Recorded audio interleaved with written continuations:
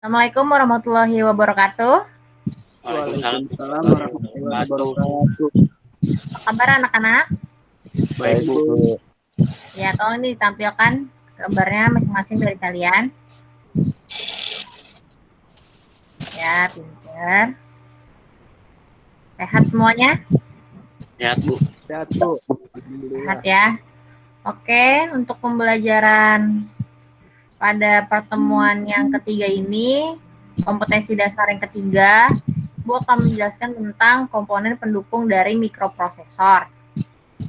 Nah, dari review tentang materi-materi sebelumnya, yaitu yang pertama tentang arsitektur mikroprosesor. Kalian tahu bentuk dari blok diagramnya, terusnya kalian juga sudah mengetahui prinsip kerja dari mikroprosesor. Nah, sekarang tentang komponen pendukung dari mikroprosesor. Nah, sebelumnya kita berdoa dulu terlebih dahulu ya. Ayo Angel berdoa. Yuk, berdoa dimulai. Doa selesai. Ya. Bu absen terlebih dahulu. Andra. Hadir, Bu. Andi. Anifatul. Hadir, Bu. Sudah semuanya? Bu absen, Fatih? Iya, Bu, hadir, Bu. Ya, baik. Sini tentang komponen pendukung mikroprosesor. Kompetensi dasarnya adalah menerapkan komponen pendukung sistem minimum dari mikroprosesor. Nah, untuk keterampilannya, kalau tadi pengetahuannya, untuk keterampilannya menjelaskan komponen pendukung sistem minimum mikroprosesor. Nah, ini rekomendasinya kalian bisa merancang komponen pendukung sistem minimum atau disingkat SISMIN dari mikroprosesor. Adapun indikator pencapaian kompetensinya adalah kalian bisa bersikap jujur, disiplin, tanggung jawab, peduli, santun, responsif, dan proaktif terhadap pembelajaran, yaitu kalian bisa mengklasifikasikan komponennya, terus kalian bisa menentukan sistem bus, alamat, kendali, sebagai komponen sistem pendukungnya, terus kalian keterampilannya bisa membentuk komponen pendukung sistem minimum mikroprosesor, dan juga menyusun komponen pendukungnya menjadi sebuah sistem minimum, alat kecil ya untuk proyek alat pada mikroprosesor. Nah, tujuan pembelajarannya nanti kalian melalui diskusi, tanya jawab dengan sesama kelompok, dipresentasikan, terus mengumpulkan tugas terstrukturnya lewat Google Classroom. Terus kita juga bisa diskusi secara virtual seperti ini menggunakan Google Meet. Nah, jadi kalian bisa mengklasifikasikan komponen pendukung, menentukan sistem bus, kendali, alamat, terus kalian membentuk komponennya, terus bisa menyusun menjadi suatu sistem minimum yang bisa merangkai proyek alat dari pembuatan inputnya, kontrolernya itu adalah mikroprosesornya, dan pembentukan output sesuai yang diinginkan. Adapun komponen pendukung mikroprosesornya yang pertama, secara fisik dia memiliki saluran maupun masukan maupun keluaran yang digunakan sebagai sambungan komponen. Nah, saluran itu ada apa aja? Ada besaluran alamat, tempat alamat yang berada, terus besaluran data, datanya yang dipakai seperti apa, yang digunakan apa, dan juga sebagai kendali, control bus. Nah, dikendalikan untuk mencapai alamat dan data yang ditentukan. Nah, adapun secara blok diagramnya seperti ini. Ada prosesor, saluran data, alamat kontrol I/O-nya itu berhubung juga terhadap memori. Yang kemarin saya jelaskan, memorinya ada 2, RAM dan ROM. Untuk menjemput instruksi pertama kali itu adanya di ROM. Sedangkan untuk memori penyimpanan sementara itu adanya di RAM ya anak-anak. Jelas sampai sini? Jelas, Bu. Ya. Komponen pendukungnya ada komponen PPI 255. Terusnya ada pendukung ADC, Analog Digital Converter. Ada juga PIC 8259 dan komponen DAC atau Digital Analog Converter. Nah, PPI 8255 ini merupakan suatu komponen paralel. Nah, gambarnya seperti ini, pin IC. Nah, dia merupakan suatu chip yang dapat diprogram input dan outputnya. Portnya itu ada port A, B, dan port C.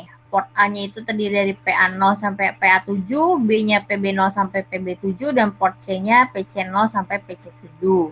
Nah, bus data ini saling berhubungan dan berinteraksi satu sama lain. Nah, ini seperti PP8255 ya. Ini gambar videonya. Nah, sekarang LKPD yang ingin Ibu tunjukkan untuk nanti kalian melakukan evaluasi. Kita lihat penilaiannya. Nah, lihat Ibu pembesar. Kelihatan? Kelihatan anak-anak? Kelihatan, Bu. Oke. Nah, tujuan pembelajarannya mulai diskusi kalian bisa mengklasifikasikan komponen pendukung. Ada 6 soal. Level kognitifnya adalah C3, materinya komponen pendukung. Nah, indikator soalnya, kalian disajikan sistem minimum mikroprosesor untuk menentukan komponen pendukung. Terus kalian juga soal nomor 2 tentang sistem bus, yaitu seperti apa ya minimum sistem bus pada mikroprosesor.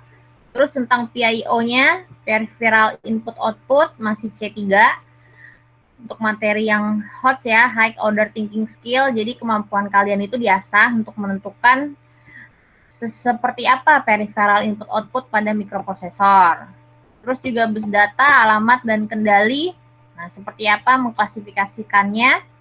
Terus PPL 8255 yang tadi Ibu jelaskan di video ya, nah gimana cara sistem kerjanya.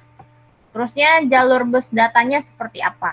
Nah, ini esai. Nah, tugas ini nanti Ibu akan berikan kepada kalian sembari kalian diskusi, tanya jawab dengan kelompok kalian. Ya, masih sama seperti yang kemarin, 4 orang.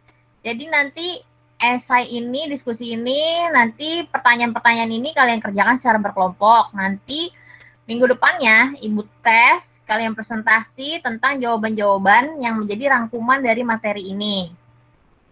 Nah, ini LKPD-nya seperti ini. Soal tes tertulisnya ada 6. Nah, ini kuncinya, nggak boleh dilihatin. Terus, itu penilaian. Sedangkan untuk LKPD, nah, lembar kerja peserta didik. Nah, ini nanti Ibu share, upload di Google Classroom. Sama ada IPK-nya, tujuan pembelajarannya. Nah, ada petunjuk belajar. Kalian bisa membentuk suatu kelompok, tadi udah. Baca sumber belajar lain, isi lembar kerjanya. Kalau misalnya ada kesulitan, kalian bisa tanyakan kepada gurunya, kepada Ibu. Ini ringkasan materinya. Nah, tugas pertama, baca dan pahami dengan seksama uraian materinya. Terus buat catatan kecil sebagai kata kunci untuk setiap materinya. Nah, dengan modal poin 1 dan poin 2, kalian bisa menjawab pertanyaan-pertanyaan yang terkait pada aspek pengetahuan yang tadi.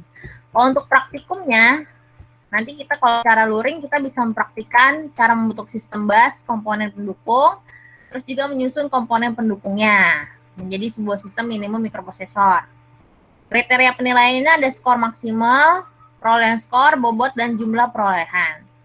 Sampai sini, sesi pertanyaan Ibu buka 2 penanya saja. Saya mau nanya, Bu. Ya. Kan dari tahun ke tahun, dari sebelumnya, Ya. mikroprosesor itu kan bentuknya agak besar, tapi semakin tahun semakin kecil, Bu. Bagaimana caranya? Iya, betul. Nah, betul. Mikroprosesor kan bentuknya seperti chip ya. Kalau yang digunakan pada laptop atau komputer, dia bentuknya chip. Nah, itu dia sebenarnya terdiri dari transistor dan juga clock generator. Nah, kalau clock generatornya itu kan pakai, kalau kita buat menggunakan di trainernya itu ada X-tau-nya ya. Jadi ada clock-nya sebagai detak jantungnya. Kalau misalnya di chip-nya itu juga terdapat transistor sebenarnya. Nah, transistor itu zaman dulu tuh banyak sekali. Nah, sekarang dibuat seperti chip yang kecil, tapi kemampuan pengendalinya atau otaknya diperbesar. Jadi semakin banyak datanya, semakin besar data yang dipakainya, maka kecepatan nanti loading dari suatu proses itu semakin cepat. Nah, seperti itu, Inggil. Ibu rasa cukup ya untuk hari ini. Jadi kalian diskusikan kepada kelompok masing-masing, nanti presentasi, nanti LKPD-nya, lembar kerja peserta didiknya Ibu periksa satu-satu. Nah, setelah kalian presentasi, baru nanti kita diskusi dan tanya jawab. Oke, ditutup pembelajaran hari ini, Inggil. Ya, Bu. Berdoa dimulai. Berdoa selesai memberi salam. Assalamualaikum Waalaikumsalam warahmatullahi warahmatullahi wabarakatuh. wabarakatuh. Waalaikumsalam warahmatullahi wabarakatuh.